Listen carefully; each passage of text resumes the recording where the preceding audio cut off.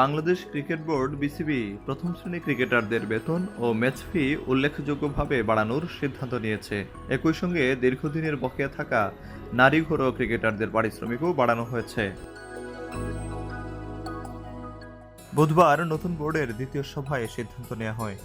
সভা শেষে বিসিবির নতুন সভাপতি তামিম ইকবাল এসব তথ্য নিশ্চিত করেন।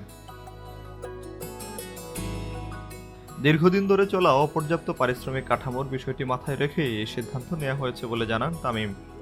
আগের বেতন কাঠামোকে অপর্যাপ্ত বলে উল্লেখ করেন বিসিবি সভাপতি।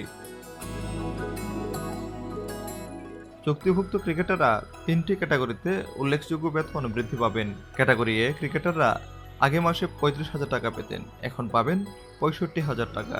ক্যাটাগরি বি ক্রিকেটারদের বেতন ৩০,০০০ থেকে বাড়িয়ে ৫০,০০০ টাকা করা হয়েছে। আর ক্যাটাগরি সি ক্রিকেটারদের বেতন ২৫,০০০ থেকে বাড়িয়ে ৪০,০০০ টাকা করা হয়েছে। প্রথম শ্রেণীর ক্রিকেটে ম্যাচ ফিও বাড়ানো হয়েছে। আগে প্রতি ম্যাচে ৭০,০০০ টাকা থেকে ৭৫ দেয়া হতো, এখন তা বাড়িয়ে ১,০০,০০০ টাকা করা হয়েছে। নতুন পারিশ্রমিক কাঠামো ১ জানুয়ারি থেকে কার্যকর হবে। ফলে চুক্তি সম্পন্ন হওয়ার পর ক্রিকেটাররা সেই তারিখ থেকে সমন্বয় করে অর্থ পাবেন। Desk report, B News 24।